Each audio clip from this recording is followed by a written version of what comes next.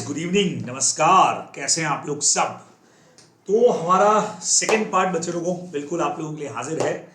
हम लोगों की बात चल रही थी कि लॉ की सर्टिफाइड कॉपीज के अंदर आंसर होने चाहिए किस तरह के, जिसके फर्स्ट पार्ट पर मैक्सिमम बात आप लोगों से मैं कर चुका था। और आइए हम लोग बात करने जा रहे हैं आज इसके सेकंड पार्ट पर। और बच्चे लोगों सेकंड पार्ट को शुरू करने से पहले आप सभी लोग जिसने चैनल को अभी तक सब्सक्राइब नहीं किया है, भाई सब्सक्राइब कर लीजिए और लाइक का बटन वीडियो देख लें तो जरूर दबा दीजिएगा, बिकॉज इस चैनल पर अब आने वाली है बहुत सारी चीजें। जैसा आपको मैंने लगातार प्रॉमिस करके रखा हुआ है, फाउंडेशन, इंटरमीडिएट, चाहे लॉ है चाहे ऑडिट है, और उसके अलावा बहुत कुछ नई चीजें भी यहां पर आपको देखने को मिलने वाली है। लगातार हम लोग एग्जाम्स की तैयारी के ऊपर आ रहे हैं बच्चे लोगों, और उसी तैयारी का ये हमारा पार्ट है कि हम लोग इस सर्टिफाइड कॉपी को यहाँ पे डिस्कस कर रहे हैं। और चूंकि इसका सेकंड पार्ट आज लाना था, मैं था नहीं, बाहर था, तो इसीलिए फटाफट से आज इसके सेकंड पार्ट के ऊपर बात कर लेते हैं बच्चे लोगों। और उसके बाद से हम लोग हमारे एमसीक्यू की सीरीज को स्टार्ट कर देंगे, यानी आईसीआई के जो एमसीक्यूज हैं बच्चों, उनके ऊपर हमारी बात शुरू हो जाएगी। चलिए जी, तो बच्चों जो सर्टिफाइड कॉपी आप लोगों को मैं उस वक्त में भी दिखा रहा था, आइए देखिए, ये रही वो सर्टिफाइड कॉपी। और इसमें बच्चे लोगों लगभग सारे क्वेश्चंस हम लोगों ने डिस्कस कर लिए थे। आई थिंक एक आध क्वेश्चन अपने पास में बचा हुआ है, तो आइए सबसे पहले तो वो क्वेश्चन देख लिया जाए कि वो क्वेश्चन हमारा कौन सा था। अच्छा जी, इधर से हो चुकी है सर्टिफाइड कॉपी गायब। कोई बात नहीं जी, कोई बात नहीं, लाते हैं उसको वापस से। आइए जी, अभी आप लोगों के लिए सर्टिफाइड कॉपी जो है उसको मैं ले आता हूं। खुल जा सिम सिम। अरे ये क्या हुआ भाई। हाँ, देखते हैं बच्चे लोगों, उम्मीद करते हैं कि सर्टिफाइड कॉपी हमारे सामने आ जाएगी। और ये आ गई। चलिए बच्चे लोगों, अब बस खुल जाए। चलिए, ओपन भी हो चुकी है। तो बच्चे लोगों, हमने यहाँ पे सीक्वेंस पे काफी सारे क्वेश्चंस के ऊपर बात कर ली थी। जैसा मैंने आपको कहा भी था कि कहां कहां पे क्या क्या मिस्टेक्स हुई हैं, क्या क्या गलतियां जो नहीं होनी चाहिए थी, वो आप लोग सबसे ज्यादा ध्यान में रखने वाले हैं। और खास करके आपको मैंने ये भी बता दिया कि किन किन पॉइंट्स के ऊपर आप लोग फोकस करेंगे तो किस तरह से आप लोगों को नंबर वहां पे मिलने वाले हैं, बराबर। तो ये चीजें जो हमारे फाउंडेशन के स्टूडेंट्स हैं वो भी ध्यान रखें भाई, क्योंकि उन लोगों का भी अब पार्ट बिल्कुल ऐसा ही है, थ्योरेटिकल पार्ट आप लोगों का है। और इंटरमीडिएट वाले तो खास करके ध्यान रखने वाले हैं। फिर से आपको बोल देता हूं, कितना भी आपका तैयारी अच्छा क्यों नहीं है, अगर प्रेजेंटेशन गड़बड़ है तो सब कुछ गड़बड़ हो जाएगा। इसीलिए बहुत ध्यान से इन सारी चीजों को देखिए कि क्या इन्होंने किया है और क्या नहीं आप लोगों को करना है, क्या गलतियां नहीं करनी है। चलिए जी, तो बच्चों मेरे ख्याल से ये आखिरी क्वेश्चन एक उस दिन बच गया था, वीडियो बहुत बड़ा हो गया था तो मैंने फिर वहीं पे रोक दिया था। तो क्वेश्चन नंबर सेकंड बच्चों इन्होंने किया है। और क्वेश्चन नंबर सेकंड में भाई कितने मार्क्स मिले हैं देखें, ए बी सी और डी का 1 और 2, 17 में से 9 मार्क्स बच्चों मिले हैं। फर्स्ट वाला क्वेश्चन जो आप लोग ए वाला देख रहे हो, इसमें इनको मिले हैं 5 में से 2 नंबर। जैसा कि साइड में शीट खुली है आप लोग देख पा रहे होंगे। और ये 2 नंबर मिले हैं इनको यहाँ पे। अच्छा, इतना बड़ा आंसर एक लिखा है। और मैं भी क्वेश्चन बताने वाला हूँ आप लोगों को कि क्या क्वेश्चन था, क्या आंसर होना चाहिए था, वो सारी चीजें आप लोगों को मैं बताने वाला हूँ। स्टेप 1 में 2 मार्क्स अपने को दिख रहे हैं, ये 2 का ए अपने को दिख रहा है। ठीक है, चलिए, तो पहले आप लोगों को क्वेश्चन दिखा देता हूं बच्चों कि हमारा क्वेश्चन कौन सा था। ये देखिएगा, the authorized share capital of SSP limited is ₹5 crore divided into 50 lakh equity share of 10 each. The company issued 30 lakh equity share for subscription which was fully subscribed. ठीक है, the company called so far ₹8 per share and was paid up. चलो बढ़िया बात है भाई, ₹8 मंगवाया, fully paid up भी है। तो 50 लाख बच्चों ऑथराइज कैपिटल के शेयर्स है, 30 लाख इन्होंने इशू किए हैं, और जो पब्लिक ने ले भी ली है, और ₹8 पर शेयर पे इनका कॉल्ड अप, पेड अप सब कुछ है। Letter on company propose to reduce the nominal value of equity share. बच्चों समझिएगा, शेयर्स का नॉमिनल वैल्यू वो चेंज करके ₹10 से करना चाह रहे हैं ₹8 पर पे ही, यानी ₹10 का शेयर 8 पे ही लाना चाह रहे हैं। अब आपको क्या चीजें पूछी है, आइए देखते हैं। सबसे पहला, reduction in authorize capital from 5 crore divided into 50 lakh equity share of 10 each को ये लाना चाह रहे हैं बच्चों 4 करोड़ रुपीस के ऊपर, यानी 50 लाख शेयर अब एट द रेट ऑफ 8 हो जाएगा। यानी कंपनी अपनी ऑथोराइज शेयर कैपिटल में कमी करने जा रही है बच्चे लोगों, ऑल्टरेशन इन कैपिटल क्लॉज हो जाएगा। यानी कि यहां पे सेक्शन नंबर 61 के प्रोविजंस जो हैं वो अप्लाई होने चाहिए। अगला देखते हैं, conversion of 30 lakh partly paid up share. अच्छा, वो जो इश्यू कर दिए थे बच्चे लोगों 30 लाख, उनको भी 8 रुपीज आपने मंगवाए हैं और अभी उनको 8 पे ही रखना चाह रहे हैं आप लोग, यानी फर्दर पेमेंट जो है 2 रुपए का वो आप रिलीव कर रहे हो, उनको फ्री कर रहे हो, यानी पेड अप कैपिटल जो आपकी है उसको भी आप 8 रुपीज पर और 8 रुपीज पे ही रखना चाह रहे हो, बराबर से। यानी reduction in share capital, paid up capital जो 10 रुपए से होनी चाहिए उसको भी आप 8 पे लेके आ रहे हो, तो सेक्शन 66 के प्रोविजन जो है बच्चों वो भी साथ में यहां पे लग रहे हैं। तो state the procedure to be followed by the company to carry out the above proposal under the provisions of companies act 2030। दोनों सेक्शंस के प्रोविजन बच्चों यहां पे लिखने चाहिए थे आंसर के अंदर। एक हमारा ऑल्टरेशन इन कैपिटल का पार्ट है, एक हमारा रिडक्शन इन कैपिटल का पार्ट है, ये सब आंसर के अंदर आना चाहिए था। देखें इन्होंने आंसर में क्या लिखा है, बराबर से। तो देखते हैं बच्चों, ये रहा आपके सामने इनका आंसर। इन्होंने क्या कुछ लिखा है, इन्होंने शुरुआत की, according to the provisions of companies act 2013 reduction of share capital can be done by reducing the nominal value of shares और by reducing the total capital by paying back a portion to shareholder or making partly paid up shares fully paid up by reducing the nominal capital of the company। हालांकि अब कई बच्चों ने मुझे कहा कि sir हमारी कॉपीज के अंदर हमको कहीं ना कहीं ऐसा दिख रहा है कि राइट का साइन लगा हुआ है, बराबर से, लेकिन हमको मार्क्स नहीं दिए सर। तो बच्चे लोगों, अब ये राइट का साइन का मतलब ये कि भाई आप रिडक्शन इन कैपिटल के आसपास तो पहुंच गए, बराबर, लेकिन जो मैटर अपने को चाहिए बच्चे, आप खुद भी इस आंसर को पढ़ेंगे। कई लोगों के फोन कॉल्स थे बच्चे लोगों कि सर राइट का टिक है लेकिन मार्क्स नहीं दिए हैं। तो आप उस आंसर को पढ़ के देखें, हो सकता है कि वाकई में मार्क्स नहीं दिए गए हों जबकि मिलने चाहिए थे, तो आप बिल्कुल अपनी बात को वहां पे उठा सकते हैं, बराबर। लेकिन जहां मैं इस आंसर को पढ़ रहा हूं इस वक्त के अंदर, ये आंसर मुझे यहाँ पे ठीक नहीं लग रहा है, मुझे कुछ समझ ही नहीं आ रहा है कि आंसर के अंदर हो क्या रहा है, जो प्रॉपर चीज होनी चाहिए थी। आंसर 2 पार्ट में है, तो प्रॉपर आपने सीधा रिडक्शन इन शेयर कैपिटल पे जंप मार दिया, जबकि अपने को पहले ऑथोराइज कैपिटल को कम करना था, फिर एनसीएलटी का परमिशन वाला पूरा रिडक्शन का प्रोसीजर बच्चों यहाँ पे इन्होंने लिख दिया है, जो उतना जस्टिफाई नहीं है। हालांकि रिडक्शन का पार्ट लगेगा जरूर, और इसीलिए यहाँ पे इनको इस स्टेप के अंदर आप लोग देख रहे हो बच्चों 2 मार्क्स जो है वो दे दिए गए हैं, बराबर। जो 2 नंबर मिलने चाहिए थे वो इनको यहाँ पे दे दिए गए। उसके बाद में इन्होंने जो बोला है, मतलब उतना प्रॉपर तरीके से, यहाँ से तो चलो अगला क्वेश्चन शुरू हो गया, तो कुछ मिक्स आंसर बच्चों यहाँ पे हो गया है, जबकि 61 का रेफरेंस इसमें अपने को ज्यादा देना था, बिकॉज ऑथोराइज कैपिटल के अंदर ये ऑल्ट्रेशन है, ये ध्यान में रखना था। तो वो रेफरेंस यहाँ पे है ही नहीं कि 61 के अंदर क्या क्या तरीके होते हैं, वो सारे आपको देने चाहिए थे। ऑल्ट्रेशन इन कैपिटल का ही पार्ट होता है ये, बराबर से। तो 13 के अंदर, सेक्शन 13 में जो आप मेमोरेंडम ऑल्टर करते हो उसके साथ ही सेक्शन 61 के प्रोविजंस भी देखे जाते हैं। पर चलिए जी, तो इस वजह से बच्चों इनको 2 नंबर मिले हैं। तो मैं आप सबको कहना चाहूंगा, अक्सर आप लोगों का सवाल रहता है सर ऐसी कॉपीज में दिक्कत क्या थी, हमारी प्रेजेंटेशन की दिक्कत थी या हमारा जो प्रोविजन था उसकी दिक्कत थी। बच्चों इस स्टूडेंट की कॉपी में प्रेजेंटेशन का दिक्कत अपने को नहीं दिख रहा है, मैं आपको क्लियर बोल देता हूं बच्चों। देखिएगा, आप देखिए क्वेश्चन का नंबर इन्होंने सेंटर में लगाया है, उसके अलावा बच्चों बिल्कुल यहाँ पे बीच में दिया है, जगह भी इधर खाली छोड़ दी है जैसा आंसर होना चाहिए। शुरुआत भी वहीं से की है, सेक्शन नहीं भी आता कोई बात नहीं, according to the provisions of companies act से शुरुआत भी किया है, लेकिन इनके साथ दिक्कत है कि इनके नंबर वहां ज्यादा कटे बच्चों जहां इनको मैटर नहीं आता था, बराबर।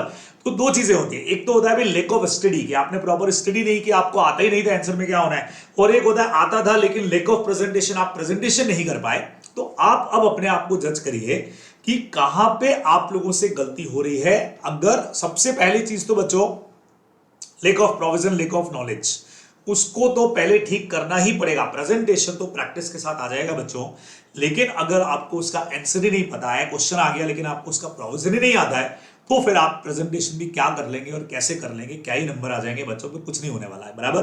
तो सबसे पहले तो नॉलेज गेन करिए, सेक्शंस को पढ़िए, तरीके से पढ़िए, अच्छी तरह से तैयारी करिए, क्वेश्चंस करिए, और फिर साथ में अपने प्रेजेंटेशन का तड़का भी लगा दीजिए भाई। फिर देखते हैं कहां नंबर नहीं आते आप लोगों के, बराबर। चलिए जी, तो ये तो हुआ बच्चे लोगों ए नंबर पार्ट। आइए आप लोगों को बी नंबर पार्ट पे लेके चलता हूं, और बी नंबर पार्ट के लिए मेरे पास में क्वेश्चन क्या है, क्वेश्चन देखते हैं बच्चे लोगों। सबसे पहले तो ये रहा क्वेश्चन बी नंबर पार्ट का।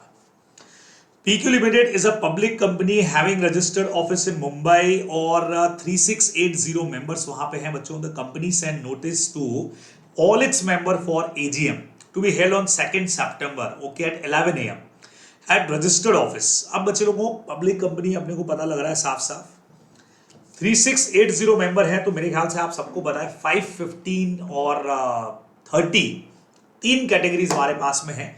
तो यहाँ पे 15 लोग अपने पास कोरम में होने चाहिए थे. आप लोग सब मेरे ख्याल से जानते हैं अप टू 1000, फिर 1001 से 5000 और 5000 से ऊपर के लिए अपने को 30 चाहिए होते हैं. तो जितने मेंबर्स कंपनी के अंदर हैं वहां पे उस हिसाब से 15 लोग कोरम के लिए अपने को चाहिए.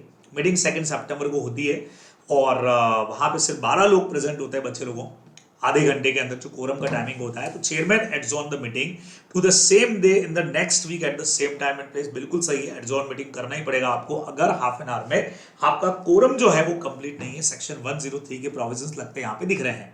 आगे बढ़ते हैं. On the day of the adjourn meeting, only 10 members were personally present. बच्चे अगर adjourn meeting को किया तो उस दिन भी खाली 10 मेंबर ही वहां पे प्रेजेंट थे. रूल वाइज आप लोग जानते हो एडजॉर्न मीटिंग के अंदर 2 लोग भी अगर प्रेजेंट हैं तो हम एजीएम को कर सकते हैं, मतलब मीटिंग को हम लोग कर सकते हैं, कोई दिक्कत वाली बात नहीं है. चेयरमैन ने मीटिंग को स्टार्ट किया 11:30 के बाद में. उन्होंने क्या किया, pass the resolution after discussion as per agenda of the meeting given in the notice. Comment आपको करना है कि ये मीटिंग वैलिड है कि नहीं है, ये चीज आपको बताना है कि भैया ये वैलिड है कि नहीं है. तो हम लोग जानते हैं एब्सोल्युटली वैलिड जाने वाली है बराबर 103 के हिसाब से. आप लोग सब जानते हो बच्चों 103 क्लियर कहता है अगर हाफ एन आवर में कोरम नहीं और आगे मीटिंग एडजॉर्न होती है और एडजॉर्न मीटिंग में अगर 2 मेंबर्स भी वहां पे प्रेजेंट है तो हमारी मीटिंग एब्सोल्युटली वैलिड मान ली जाएगी. तो ये मीटिंग भी बच्चों होने वाली है एब्सोल्युटली वैलिड. ठीक है. फिर बच्चों पूछा गया what would be your answer in the above case. अगर ये कंपनी प्राइवेट कंपनी होती तो उस केस में क्या होता बच्चों. प्राइवेट कंपनी के अंदर तो वैसे भी 2 ही मेंबर्स के लिए कोरम चाहिए होता है बराबर से, और 2 की जगह मेंबर वहां पे 10 आ गए हैं, मेरे ख्याल से 12 मेंबर्स आ गए हैं बच्चों. तब तो कोई टेंशन ही नहीं है. आप लोग सब जानते हो कि अगर ये प्राइवेट कंपनी होती तो पहली बात तो 3680 मेंबर्स का कोई बात जमता नहीं, पर खैर वो नहीं सोच रहे. पर हम तो सोच रहे हैं सर अगर प्राइवेट कंपनी होती तो उसमें 2 ही लोगों का कोरम चाहिए होता है और टोटल 12% अगर वहां पे है तो there is no requirement of adjournment. आपको एडजॉर्नमेंट की जरूरत ही नहीं पड़ती, ये आंसर में लिखना चाहिए था बराबर से. तो आइए देखते हैं बच्चों कि क्या आंसर में लिखा है इन्होंने और मार्क्स कितने मिले हैं. पहले मैं वो चेक कर लेता हूं बच्चों. यहां इनको मिले हैं बच्चों 4 में से 3 नंबर दिए गए, 3 मार्क्स. मतलब मीटिंग वाला चैप्टर स्टूडेंट ने बहुत जबरदस्त तरीके से तैयार किया है. पहले भी मीटिंग वाले में ऑडिट वाले में अच्छे मार्क्स थे. देखते हैं बच्चों क्या लिखा है. ये देखिए, according to the provisions of companies act 2013 section 103 quorum in the public company, जो मैं आपको भी कह रहा था 5, 15 एंड 30 की रिक्वायरमेंट इन्होंने यहाँ पे लिख दी. पहले तो वो समझा दिया. In case of private company सिर्फ 2 लोग अपने को चाहिए होते हैं, ये भी इन्होंने लिख दिया. चलिए, कोरम में प्रॉक्सी इंक्लूड नहीं होते, बहुत अच्छी बात है. Here PQ Limited has 3680 members, only 12 were present and 15 required. The meeting got adjourned. On the date of adjournment also only 10 members were present. खाली 10 ही लोग वहां पे आए, but still quorum was complete. Because once adjourned meeting, then 1 person quorum is enough. एक जना तो नहीं चाहिए होता है, 2 लोग अपने को कम से कम चाहिए होते हैं. तो enough the requirement of the quorum, ऐसा इन्होंने रखा है. प्रॉक्सी को भी इंक्लूड कर सकते हैं, वो भी ठीक है, वैलिड रहेगा. तो कहीं प्रोविजन में छोटी सी गलती रह गई है बच्चे लोगों. 2 जनों से कोरम होता है, लेकिन फाइनल आंसर मैच कर गया कि भाई कोरम वहां पे प्रेजेंट है. तो उसी का मेरे ख्याल से मुझे लगता है कि 1 नंबर इनका कट गया है बराबर से. जो 4 में से 3 मार्क्स मिले उसके पीछे रीजन रहना चाहिए. फिर लिखा है बच्चों, if PQ limited was a private company then the first meeting call here, जो भी हमारी थी वो बिल्कुल वैलिड हो जाती, क्योंकि 2 लोग ही कोरम के लिए चाहिए होते हैं. बिल्कुल परफेक्ट आंसर इस चीज का इन्होंने यहाँ पे दिया है. तो बच्चों 1 नंबर खाली इस पैराग्राफ में थोड़ी सी गलती कर दी है. तो थोड़ा सा भी पेपर आप करें. देखो प्रेजेंटेशन फर्स्ट क्लास है इनका, सब चीजें सारा प्रोविजन प्रॉपर तरीके से ले लिया. आप लोगों में से कई लोग मुझे ये भी पूछते हैं सर राइटिंग के नंबर कटेंगे क्या. बच्चे आप लोगों के सामने कॉपी इस वक्त में समझने लायक राइटिंग अगर यहाँ पे लिखी गई है जो समझ आ रही है तो भैया नंबर नहीं काटता है आईसीआई. आपको नंबर बिल्कुल दिए जा रहे हैं, राइटिंग का ज्यादा इंपैक्ट नहीं पड़ रहा है. बस इतना जरूर लिख देना कि सामने वाले को समझ में आ जाए बराबर. चलो फटाफट से बच्चे लोगों अगले क्वेश्चन पे चलता हूं. सी वाले क्वेश्चन पे चलते हैं जिनमें इनको 4 में से 2 नंबर मिले, 2 ही नंबर मिले. तो देखें भाई क्या हुआ ऐसा. आइए देखते हैं सबसे पहले तो क्वेश्चन क्या था। ये रहा बच्चे लोगों सी वाला हमारा क्वेश्चन। क्या है भाई, देखते हैं। S limited acquired 10% paid up capital of H limited on 15 मार्च 17, यानी 15 मार्च 17 को एस लिमिटेड ने एच के 10% शेयर लिए और एच लिमिटेड ने बाद में जाके 1 साल बाद 55%। बच्चों ऐसा क्वेश्चन हमने क्लास के अंदर भी डिस्कस किया हुआ है, देखने से लग रहा है सेक्शन 19 का क्वेश्चन होना चाहिए। सब्सिडरी कंपनी होल्डिंग कंपनी में शेयर हेल्ड कर सकती है क्या? क्योंकि 10 मार्च 2018 को अभी एच होल्डिंग और एस सब्सिडरी बन चुकी है, लेकिन सब्सिडरी ने पहले से हेल्ड करके रखे हैं शेयर्स, तो क्या वो कंटिन्यू करेगी? ऐसा क्वेश्चन हमने किया है। यहाँ पे क्या अभी पढ़ते हैं तो बिल्कुल आप शेयर हेल्ड कर सकते हो, लेकिन इन्होंने क्या पूछा। फिर बच्चे लोगों एच लिमिटेड ने 25 सितंबर को डिसाइड किया है कि बोनस शेयर इशू करेंगे 1:1 के रेशियो में एग्जिस्टिंग वालों को, और अकॉर्डिंगली बोनस शेयर जो है वो सब्सिडरी कंपनी को भी दिए गए हैं जिनके पास पे 10% के शेयर ऑलरेडी हेल्ड किए हुए थे, बराबर। नाउ आपसे हमने पूछा validity of shares by S limited in H limited. पहले तो बताओ वैलिड है कि नहीं है? 100% वैलिड है बच्चों। सेक्शन 19 का थर्ड पॉइंट आप लोगों ने यही पढ़ा है, एक्सेप्शन का। अगर सब्सिडरी कंपनी ने होल्डिंग सब्सिडरी का रिलेशन बनने से पहले शेयर्स एक्वायर करके रखे हैं तो वो रहेंगे एब्सोल्युटली वैलिड, कंटिन्यू करेंगे, कोई सरेंडर की जरूरत नहीं। बट उनको वोटिंग राइट्स मिलने वाले नहीं है, लेकिन वोटिंग राइट का कुछ पूछा नहीं है। आपसे ये पूछा गया कि अगर बोनस शेयर अलॉट हो रहे हैं तो बोनस शेयर्स उनको मिलेंगे कि नहीं मिलेंगे? बच्चों बिल्कुल मिल जाएंगे, आपको बोनस शेयर्स मिलेंगे 1:1 के रेशियो में, तो पहले जितना है उसी के रेशियो में और मिल जाएंगे, बिल्कुल मिलने वाले हैं बच्चों, ध्यान रखिएगा।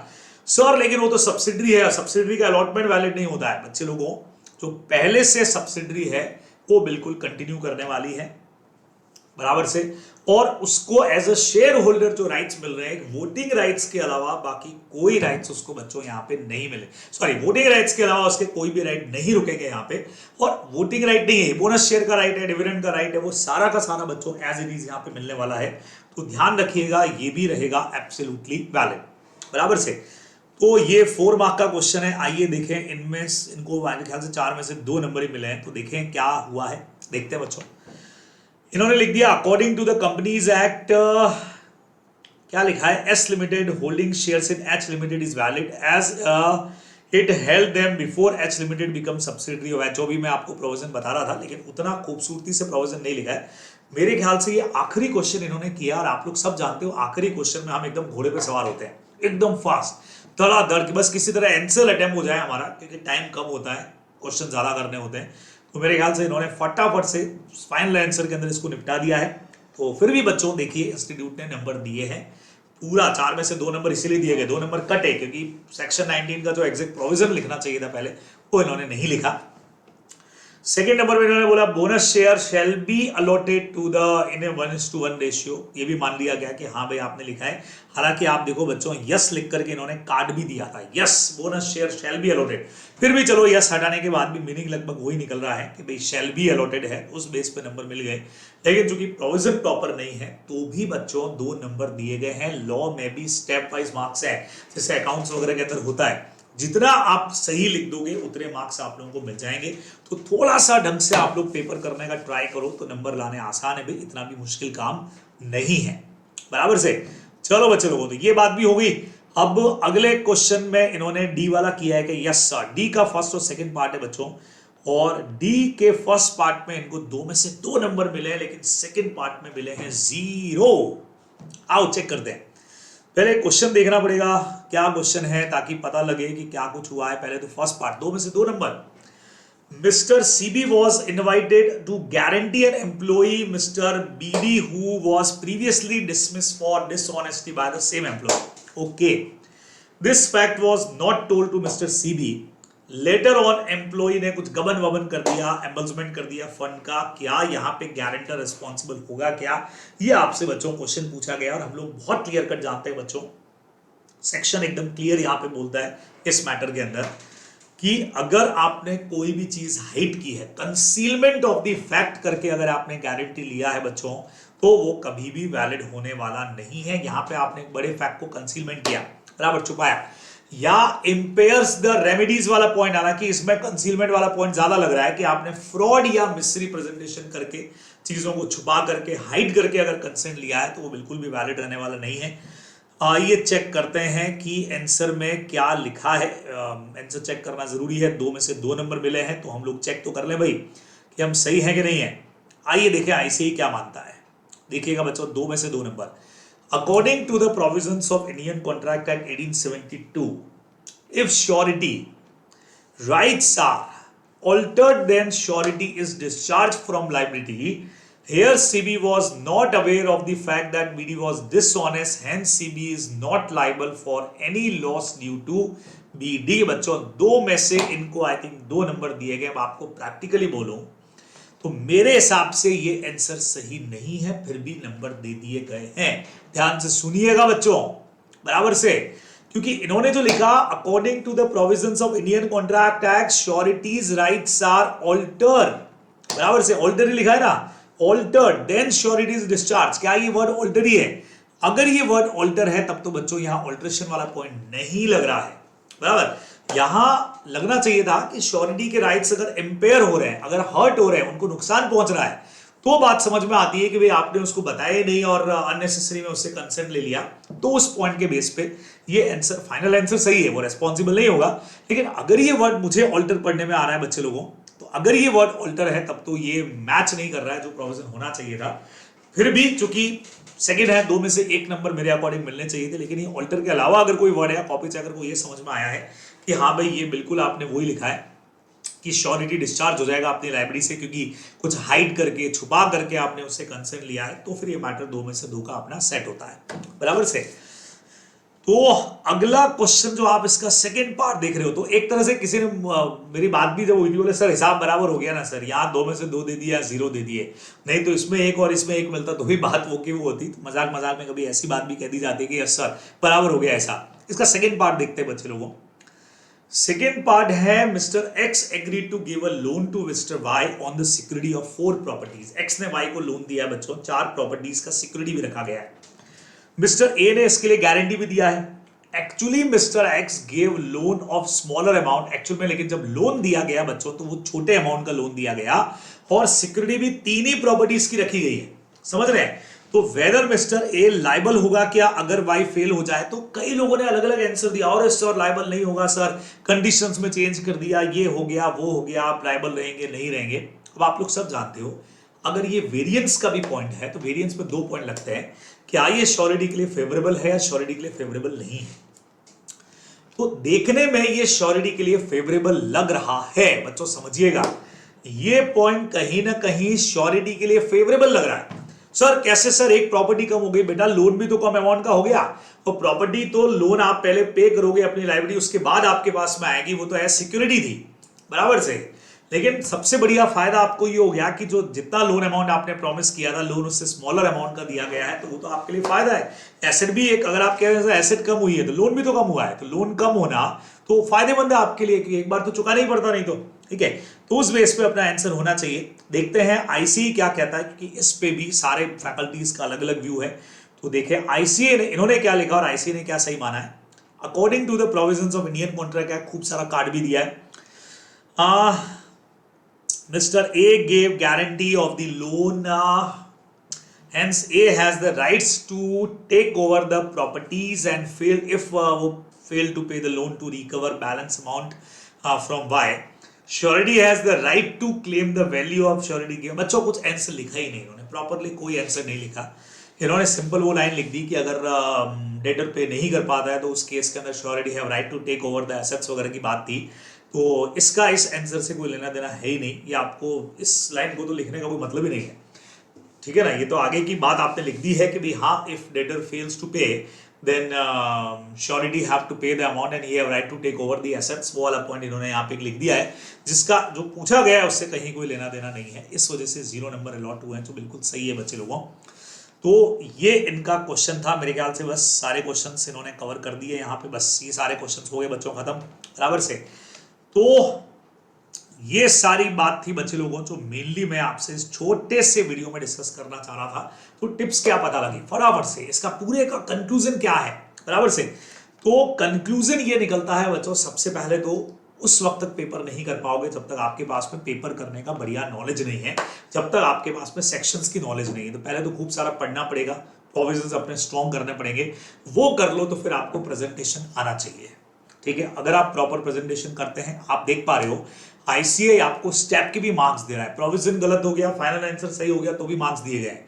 फाइनल आंसर गलत हो गया, प्रोविजन कहीं आपने सही लिख दिया तो भी मार्क्स दिए गए हैं। तो बिल्कुल मत घबराएं, अपना लैंग्वेज में लिख रहे हो तब भी आप लिख सकते हैं बराबर से। आपको ये भी बता दूं कि जिस स्टूडेंट का कॉपी दिखा रहा हूं वो पास आउट स्टूडेंट है बच्चों, पास है। सर यार नंबर से तो लग रहा है बच्चे लोगों, नंबर ये खाली 70 में से हैं, 37 इनके एमसीक्यू के अंदर भी मार्क्स है रिमेनिंग वाले, और ऐसे करके इस स्टूडेंट ने 50 से ऊपर स्कोर करके ये सब्जेक्ट पास किया है। और इस स्टूडेंट का कॉपी देख के मुझे लगता है कि इनके प्रेजेंटेशन में दिक्कत नहीं है। थोड़ा सेक्शन का अगर और स्ट्रॉन्ग नॉलेज होता, अगर सेक्शन ढंग से पढ़ा हुआ होता, अगर प्रॉपर स्टडी होती तो शायद ये मार्क्स नहीं करते बराबर। तो शॉर्ट में बच्चे लोगों, पहला अपना नॉलेज बढ़ाइए। सेकंड नंबर के ऊपर जैसा मैं सारे बैचेस को बोलता हूं, आईसीआई का नर्व्स पकड़ो बच्चों। ये जो नर्व्स होती है ना, एक बार पकड़े में आ जाती है ना, धड़कन पता लग जाती है कि हाँ भाई आईसीआई का नर्व्स भी बच्चे लोगों अपन लोगों ने पकड़ लिया है। कैसे प्रेजेंटेशन करना है, कौन कौन से कीवर्ड जहां से वो आंसर चेक कर रहे हैं कि हाँ ये चीज अगर आपने लिख दी है तो इसका मतलब आपका आंसर करेक्ट है। वैसा अगर आप आदत डाल लेते हैं, वैसा अगर प्रैक्टिस शुरू कर देते हैं तो आप लोगों के मार्क्स कहीं नहीं कटने वाले। ठीक है बच्चे लोगों, तो ये सारी बात थी। जल्दी आप लोगों से वापस मुलाकात होने वाली है। मैं शुरू कर रहा हूं एमसीक्यू बराबर। हाँ, आईसीए ने आपको भरपूर एमसीक्यू दिए मई अटेम्प्ट के लिए, तो मई नवंबर दोनों अटेम्प्ट वाले बच्चे लोगों लगातार वीडियोस रहेंगे वो आप लोगों के लिए। और बिल्कुल आप लोग चैनल पे बने रहेंगे भाई। फिर से बोलूंगा, सब्सक्राइब नहीं किया हो तो जरूर करिएगा। लाइक वाला बटन आप लोग दबाते ही नहीं है वीडियो देखने के बाद भी, तो गलत बात है भाई। लाइक वाला बटन भी जरूर दबाइएगा। ओके बच्चे लोगों, bye bye, tata, take care, शब्बा खैर, ख्याल रखिएगा अपना, पढ़ते रहिएगा। बाय बच्चों, टेक केयर।